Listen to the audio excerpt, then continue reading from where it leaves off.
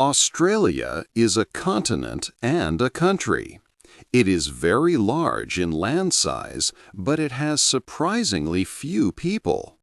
Many do not understand just how empty it is, especially its vast interior.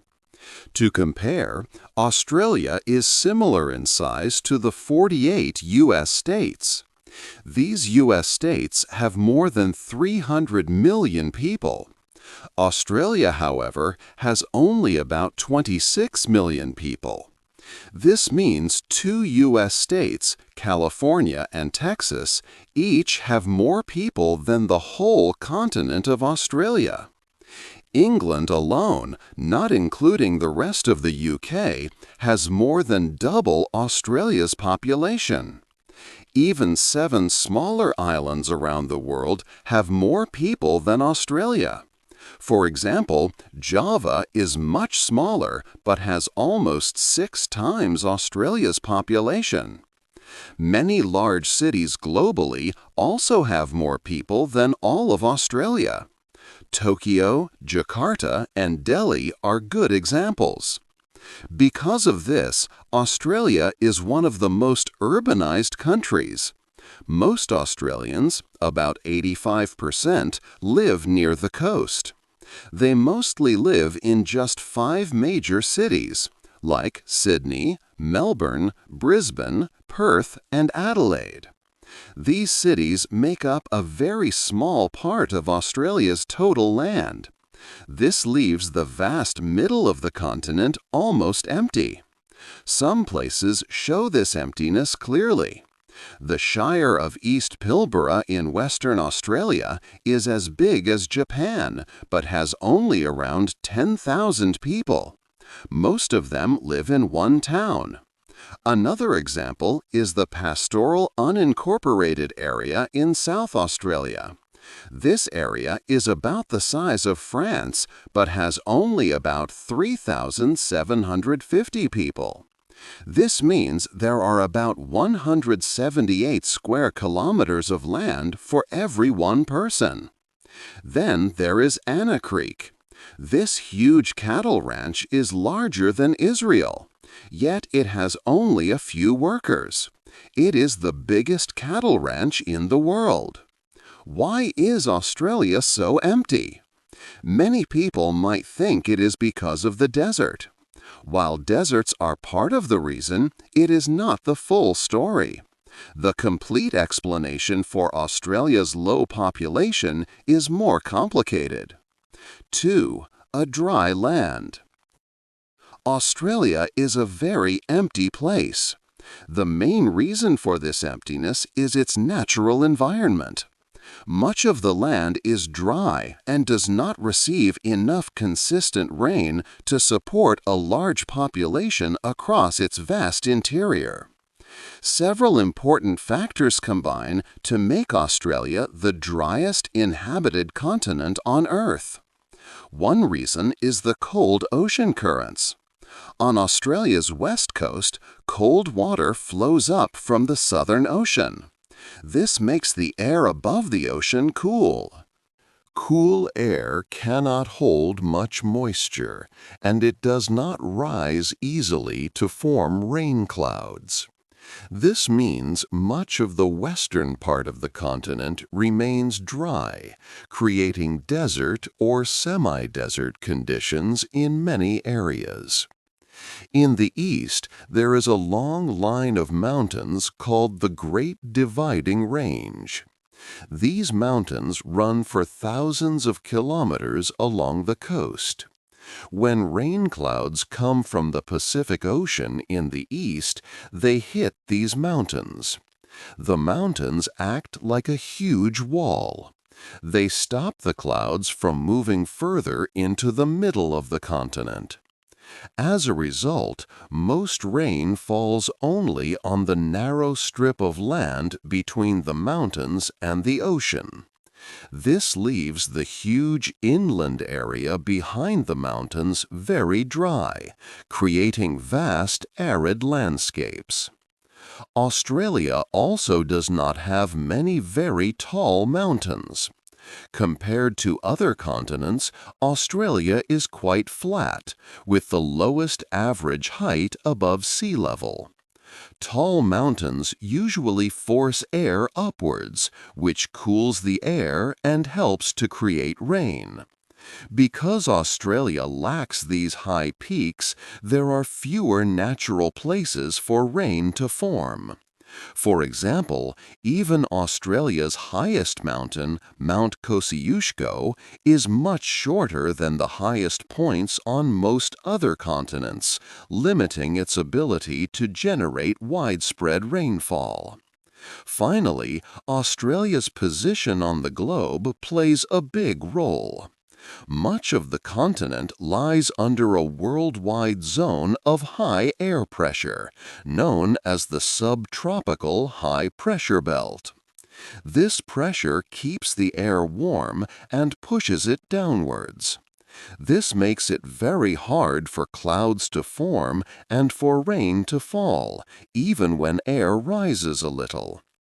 This means much of Australia is naturally hot and dry, leading to the vast deserts we see today. All these natural features combine to make Australia a land with very little water, greatly limiting where people can live. 3. Wild weather and water. Australia also faces a big problem with water that is hard to predict. The weather changes a lot because of things like El Niño and La Niña. These are big changes in the Pacific Ocean that affect the weather around the world. During an El Niño event, Australia often gets less rain. This can last for a long time, sometimes for years. Less rain means droughts, which are long periods without enough water. These droughts also lead to serious bushfires.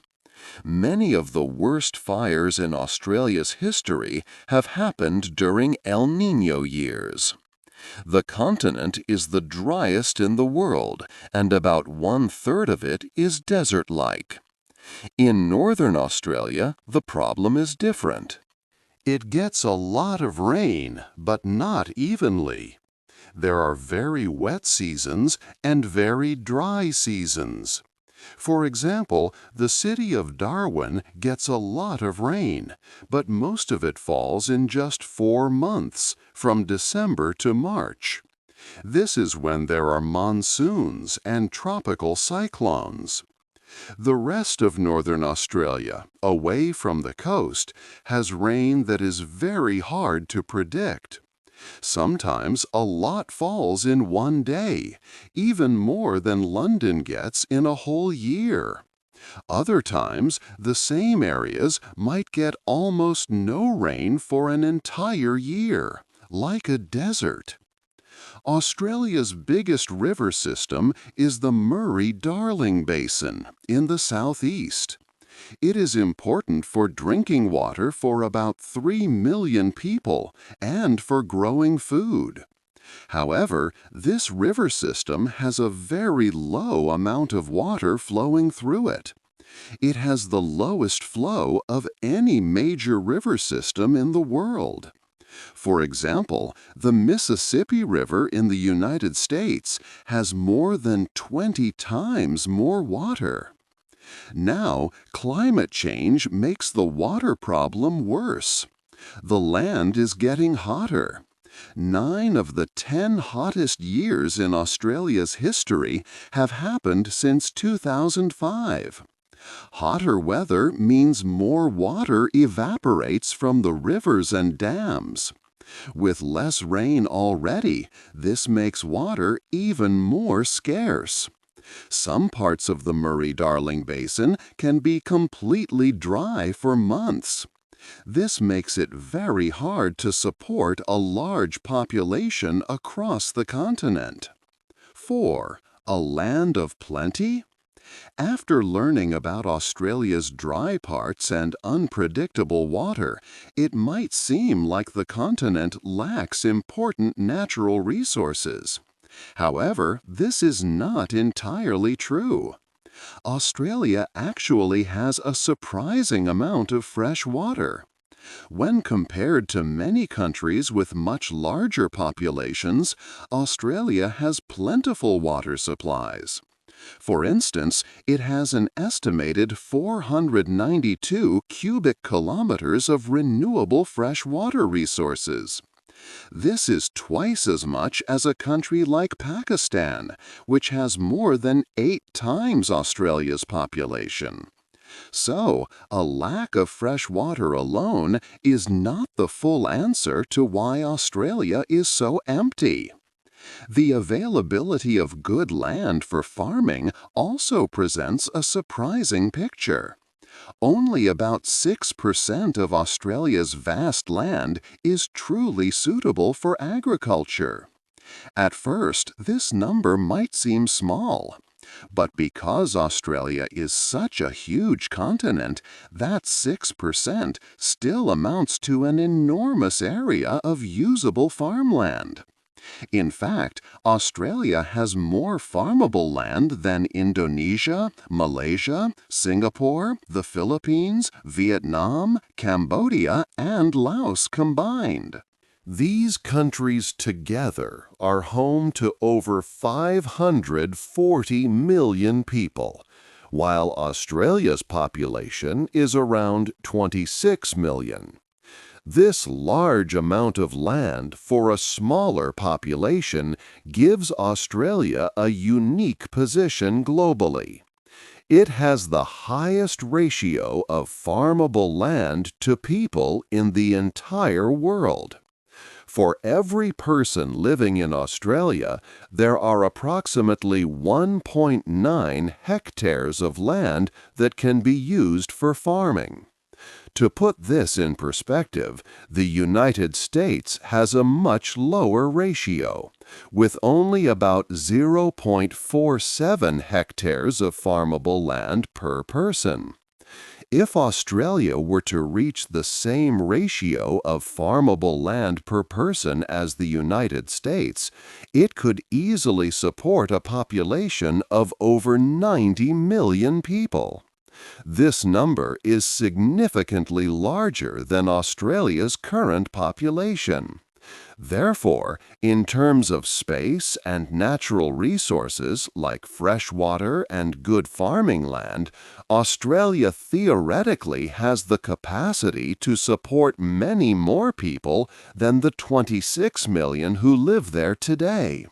The main problem is clearly not just a simple lack of resources. 5. The lonely continent. Australia has a long history of being alone. For millions of years, it was like a lost continent. It floated by itself in the big ocean, far from other large pieces of land. This separation caused its animals to grow and change in their own ways. That is why Australia has many unique animals, like kangaroos and koalas, which are marsupials. The first people came to Australia about 50,000 years ago. At that time, the world looked very different. Sea levels were much lower. This meant that humans could walk from a place called the Sunda Peninsula. They walked across a few islands and then reached what is now New Guinea. New Guinea was connected to Australia by a land bridge. This large landmass was called Sahul. The first humans walked onto Sahul. After these first people arrived, they lived largely by themselves. For tens of thousands of years, almost no one else came to Australia from other parts of the world. It was a very quiet and undisturbed time. Then the last ice age ended. The ice melted and sea levels started to rise. Around 10,000 years ago, the land bridge that connected New Guinea and Australia went under the water. This made Australia even more distant and harder to reach. The continent became very isolated. For the next 9,600 years before Europeans arrived in the 1700s, very few outsiders visited. There were only two known times when people from other places might have come. One time was when dingoes, a type of wild dog, came to Australia about 8,300 years ago. They probably came from New Guinea with some human visitors. Another time, about 4,000 years ago, people from South Asia might have met with the people already living in Australia. Scientists found signs of this in the DNA of some Aboriginal Australians. But for most of its long history, Australia was truly a lonely continent. It stayed separate from the rest of the world for a very long time. This deep isolation shaped its land, its unique animals, and its first people for many years. 6. New people arrive.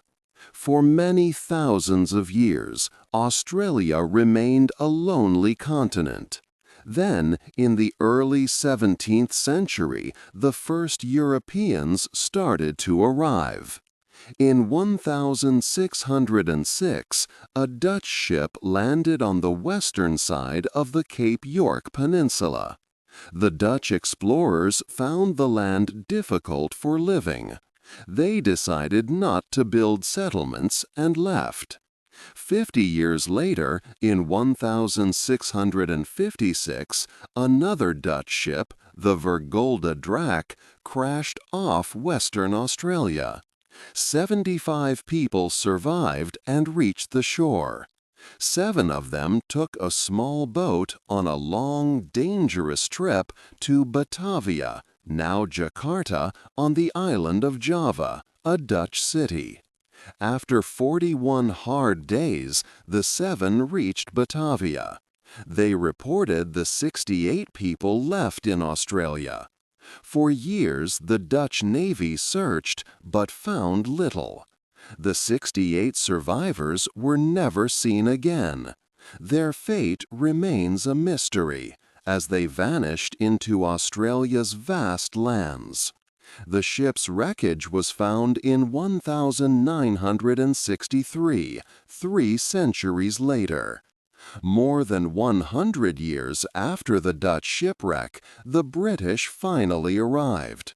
In 1788, they started the first permanent European settlement. This was near what is now Sydney, on the other side of the continent. About 1,300 people came on the first British ships. At that time, the indigenous population of Australia was about 650,000. This was almost the entire population. But compared to other continents, this number was very small. For example, in 1788, Asia had over 650 million people. Europe had nearly 150 million. Africa had 85 million, and the Americas had about 20 million. Australia began its modern history with a far lower population than any other inhabited continent. Population growth tends to be exponential, so Australia lagged for centuries. The United States had about 4 million people in 1788. Australia did not reach this number until 1906. By then, America's population was almost 90 million. Australia clearly started from a much smaller point. 7. Building a new nation. Australia's population grew slowly in the 1800s.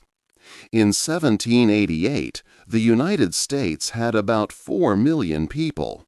Australia took over 100 years until 1906 to reach that same population. By then, America had almost 90 million people. Most early immigrants came from the British Isles.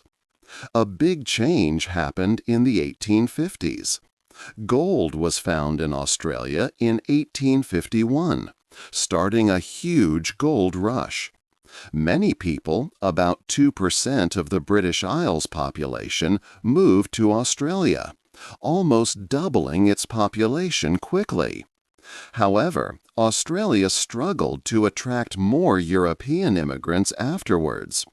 Countries in the Americas, like the United States, were closer and cheaper for Europeans to move to. In 1901, the Australian government started the White Australia policy. This rule made it difficult for non-white people to move to Australia. It stopped immigration from Asia and Africa, preferring white Europeans, especially from Britain. Few immigrants came for decades in the early 20th century. During World War I, Australia's population even shrank as many men did not return from fighting in Europe. By the start of World War II, Australia had about 7 million people, mostly European. Many Australians feared invasion from bigger Asian countries like Japan. Japanese planes bombed Darwin in 1942, increasing these fears.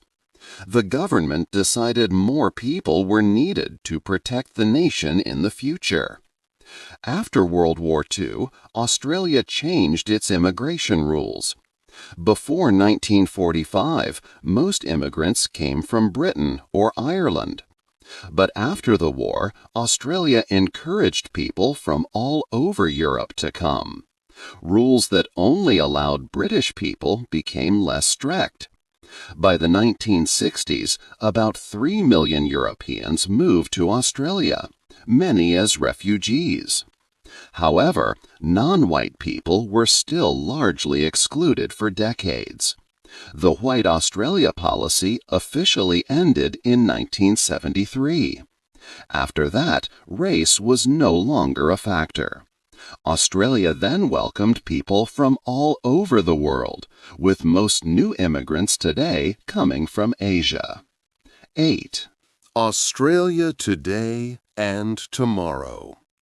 Australia today is a nation built by people from many different countries. It is a proud home for immigrants from all over the world. About 1 in 3 people living in Australia today were born somewhere else. This is a very high number compared to other rich Western countries. The population of Australia is currently around 26 million people. Most of these people live in just a few big cities along the coast. In fact, about 90% of Australians live in small urban areas. Half of all Australians live within just 50 kilometers of the ocean. This means that much of the vast land in the middle of the continent is still very empty. Experts think the country's population will grow to about 36 million by the year 2050. Much of this growth will come from more people moving to Australia from other parts of the world. However, Australia faces many challenges because of its environment. The land is often dry, and water can be hard to find. Rivers sometimes dry up, and droughts happen often. Climate change makes these problems even worse, bringing higher temperatures and less predictable rain. Australia must work hard to grow its population while facing these environmental difficulties. Despite these environmental challenges, Australia is a very important food producer for the world. It is one of the biggest exporters of farm products. For example, there are 4 times more sheep than people in Australia, making it the world's second largest producer of sheep and wool. It also produces a lot of beef, almonds, and lentils. More than half of all certified organic farmland in the world is located in Australia. This shows how important Australia is for feeding people globally. The country's future will be shaped by how it handles these unique environmental conditions and welcomes new people. What do you think is the biggest challenge for Australia's future? Hey there! Just a second before you go. If you learned something new today, please give this video a like, write your thoughts in the comments, and subscribe to the channel. It only takes a second, and it really, really helps to create even better English videos for you. Your support means the world. Thank you.